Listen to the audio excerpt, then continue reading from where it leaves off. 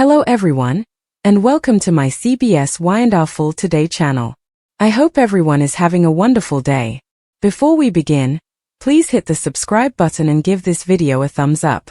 Victor Newman didn't choose the moment smoothly, because Victor Newman no way did anything smoothly, and when he eventually allowed the verity to face, it was less a concession and further a controlled eruption that shook Genoa city to its foundations.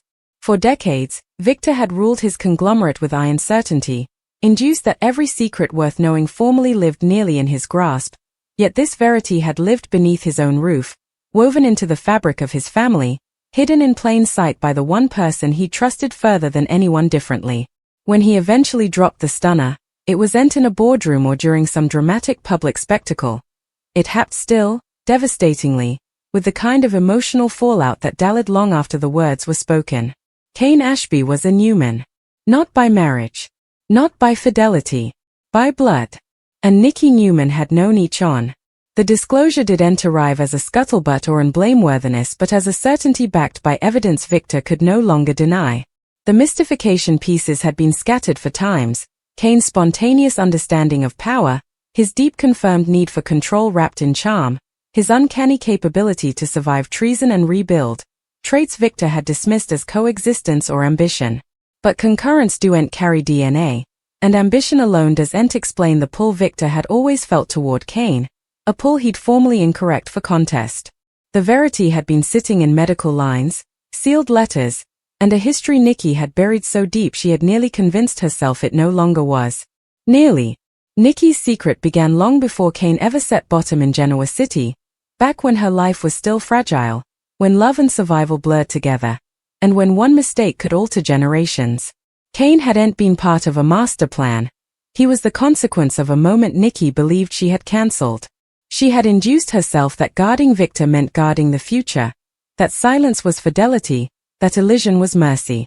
What she no way anticipated was that Cain would grow into a man who imaged Victor in ways that went far beyond personality, a man who would intentionally circle his own birth, disaccord with it, challenge it, and demand answers without knowing why. When Victor brazened Nikki, the battle was less explosive than ruinous. Decades of participated battles, rapprochements, backstabbings, and reunions hung between them, and for the first time, Nikki had nothing left to say that could soften the blow. Victor didn't rage at first. Rather, he went quiet, and that silence alarmed Nikki further than any cried blameworthiness ever could. Victor wasn't just recycling treason.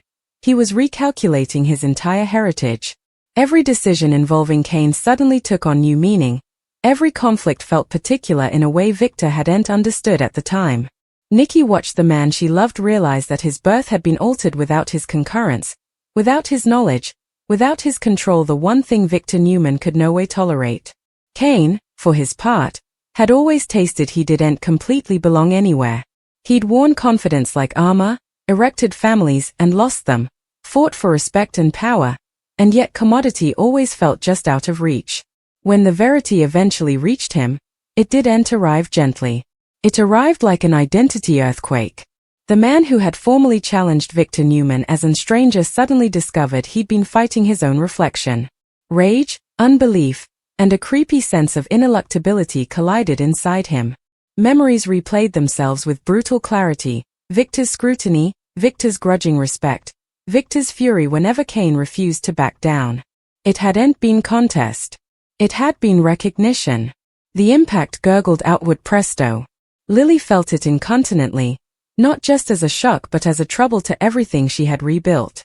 Cain's history had always followed them like a shadow, but now that shadow carried the Newman name, and with it came power, chaos, and prospects that had destroyed stronger connections than theirs. She saw the way Cain changed the moment the verity settled in, the way his posture shifted, the way his eyes hardened, and she knew this wasn't just about family. It was about fortune asserting itself. Cain wasn't just learning who his father was, he was learning who he'd been getting each on.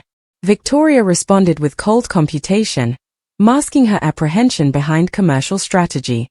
Another Newman heir at law meant another implicit rival, another fracture in an formally unpredictable family structure. She questioned motives, timing, evidence, not because she misdoubted the verity, but because accepting it meant accepting that Victor's heritage was no longer completely under her control. Nick replied else, torn between empathy and resentment, fating the pain of identity bouleversement while begrudging yet another complication in a family formally erected on secrets. Indeed Adam, no foreigner to being and stranger within the Newman dynasty, saw commodity unsettling in Kane's position, a glass of his own struggle for legality. Genoa City felt the shift incontinently. Power dynamics realigned.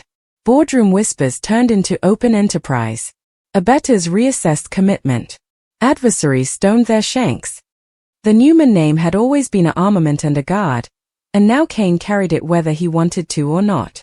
Victor, once the unchallenged primogenitor, now faced the reality that his conglomerate had produced a son shaped entirely beyond his influence, a son who didn't ask for authorization, who didn't crave blessing, and who had formally proven he could survive without the Newman safety net. Yet beneath the commercial maneuvering and public fallout lay commodity far more dangerous undetermined emotion. Victor grappled with the knowledge that he'd missed decades of his son's life, that the battles he fought against Kane were battles he might have fought beside him.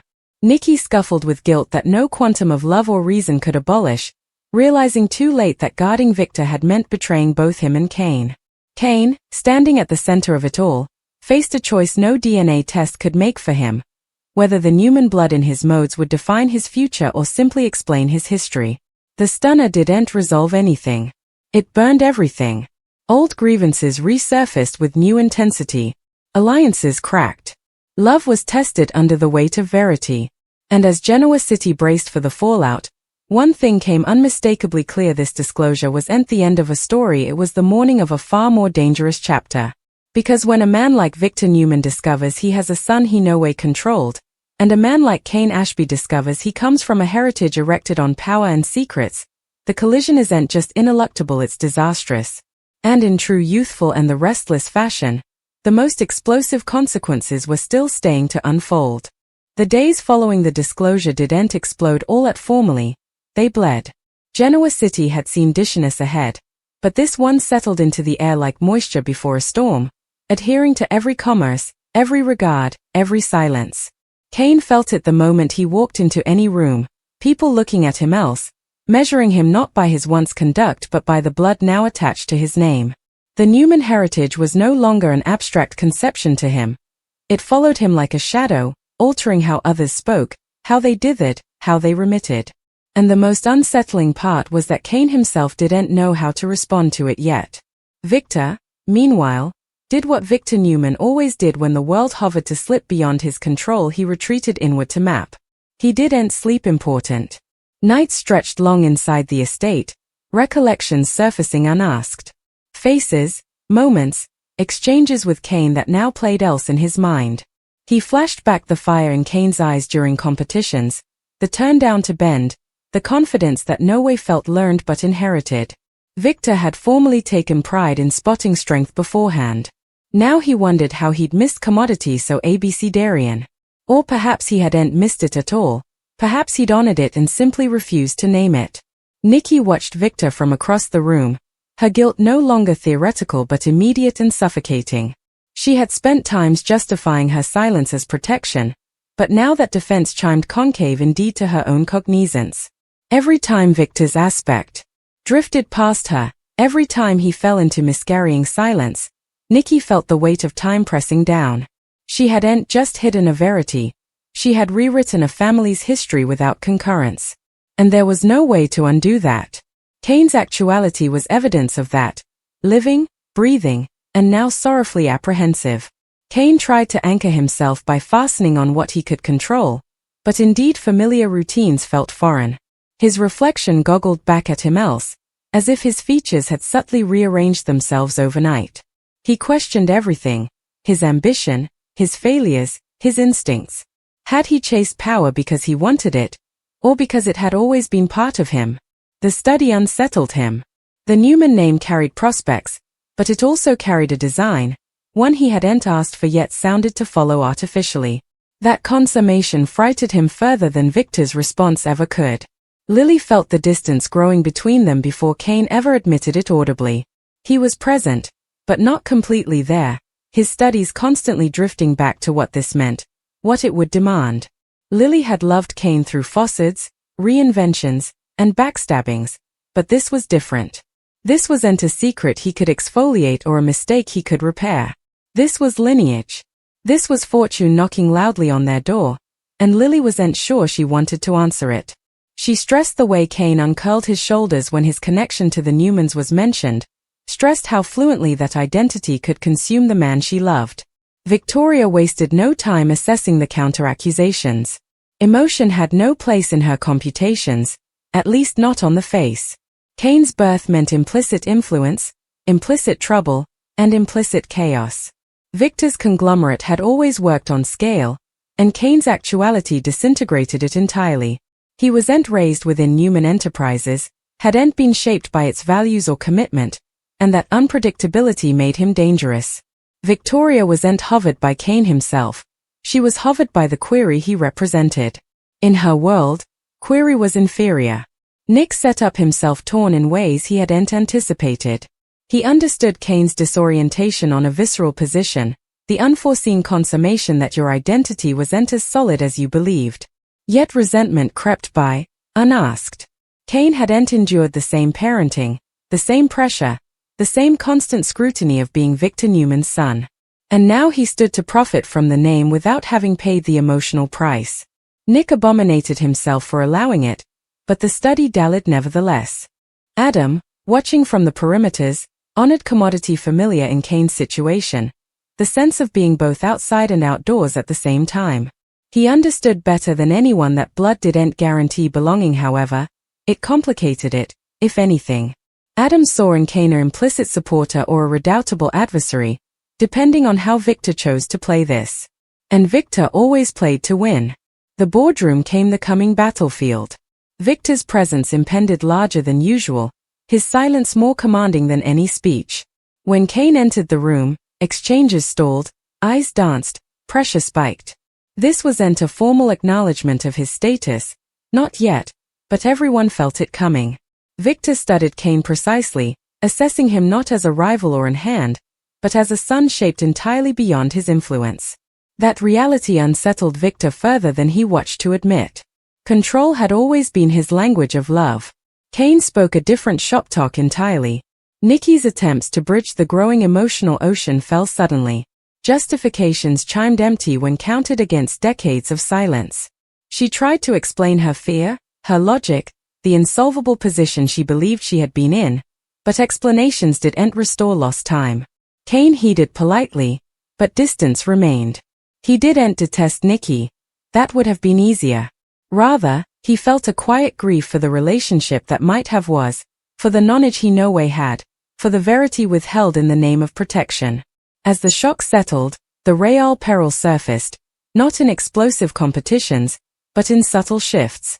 Cain began to assert himself else, no longer apologizing for his ambition or tempering his instincts. He didn't advertise it, but the Newman confidence had awakened in him completely now, no longer subconscious. Victor noticed it incontinently. Pride stirred alongside apprehension. Cain wasn't asking for acceptance, he was demanding recognition on his own terms. That defiance was unmistakably Newman. Genoa City acclimated, but not still. Old adversaries resurfaced, eager to exploit fractures in the Newman armor. Abettors questioned commitment. Rumors entwined, each further dramatic than the last. Some rumored that Cain would challenge Victor directly. Others suspected that Victor would essay to fester him, to reclaim lost time by plying control. Both propositions undervalued the complexity of the situation. Cain didn't want to replace anyone. He wanted to define himself, a thing that directly hovered the being power structure. The emotional risk boosted when the coming subcast of Verity surfaced. The circumstances of Cain's generality, long buried and designedly obscured, came into question. Nikki's silence was in a vacuum. It had been shaped by fear, shame, and pressure. Victor realized that the Verity hadn't just been hidden from him. It had been shaped by an interpretation of himself he slightly honored. That consummation forced him to defy the unintended consequences of his own dominance, the way his presence alone could alter the course of lives without him ever lifting a cutlet. Cain, scuffling with these exposures, set up himself questioning whether embracing the Newman name would recognize the verity or simply repeat the cycle. He saw how Victor's power consumed everything around it, how love frequently came second to heritage. He didn't want that future, yet denying his heritage felt dishonest. The internal conflict left him restless, unpredictable, and decreasingly insulated. Lily tasted it and stressed losing him not to another woman or treason, but to a heritage larger than either of them. The ineluctable battle between Victor and Cain didn't arrive with raised voices or pitfalls. It came still, intimately, with words chosen precisely and feelings slightly restrained. Victor didn't offer justifications. He offered acknowledgement, commodity far rarer. Cain didn't ask for remission or confirmation. He asked for honesty moving forward. Two men, bound by blood and disposition, faced each other not as adversaries, but not relatively as family moreover. The pressure between them crepitated with undetermined history and implied anticipation. And yet, indeed as understanding began to form, peril impended. Secrets infrequently live alone, and this bone had created ripples that hovered to expose further than anyone anticipated. Nikki tasted it first, a feeling she couldn't shake, a certainty that the verity she had hidden wasn't finished revealing itself. Cain's identity wasn't the final stunner. It was the catalyst. As Genoa City stood on the edge of Father Boulevard, one verity came inarguable: this disclosure had changed everything. Connections were no longer stable. Commitment were no longer guaranteed. And the Newman heritage, formerly rigid and defined, now faced its topmost test not from a stranger, but from within. Because when blood demands recognition and power refuses to yield, the fallout isn't just dramatic, it's ineluctable. And in Genoa City, ineluctability always comes at a price. The calm that followed was deceptive, the kind that only was because everyone involved was too exhausted to keep fighting openly. Beneath the face, feelings churned unbounded. Cain felt it most sprucely when he stood alone, stripped of distractions, forced to sit with the reality that his life had been still rerouted without his concurrence. He no longer wondered whether the Newman blood defined him. He wondered whether denying it would leave him ever deficient. That question dallied like an undetermined pang. Victor, observing Cain from a distance, honored the signs of internal conflict with unsettling clarity.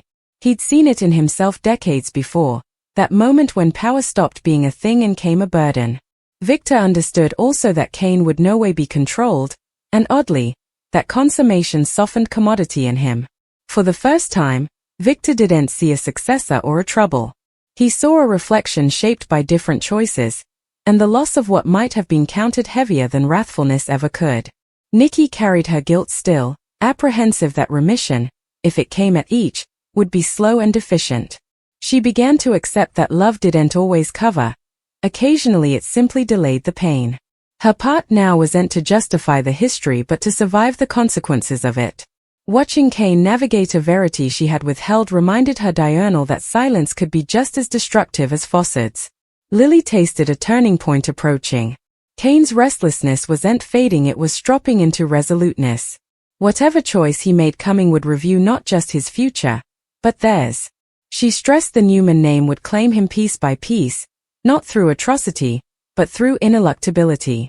Yet she also knew that asking him to turn down from who he was would only fracture them further. And as Genoa City held its breath, the question was no longer whether Cain was a Newman. That verity had settled. The question now was far more dangerous: what kind of Newman Cain would choose to come, and how numerous lives would be altered in the process. Victor noticed incontinently. The shift in Cain's address was unmistakable, and it stirred commodity dangerously close to admire. Victor had spent a continuance tutoring his children that strength needed resoluteness, yet then was a son who had learned that assignment without instruction. The consummation unsettled him. Cain's independence was both a triumph and a reproach, evidence that heritage could form indeed in absence. Nikki set up herself watching them more nearly now, caught between pride and grief. Every participated regard between Victor and Cain felt like a moment stolen from the history, a memorial of time that could no way be reclaimed. She understood that she'd no way completely repair what had been broken, but she could choose not to fracture it further. Silence had formerly been her retreat. Now, honesty would have to be. Lily faced her own reckoning. Loving Kane meant accepting the elaboration he could no longer avoid. She stressed losing the simplicity they formerly had, but she also saw the strength arising.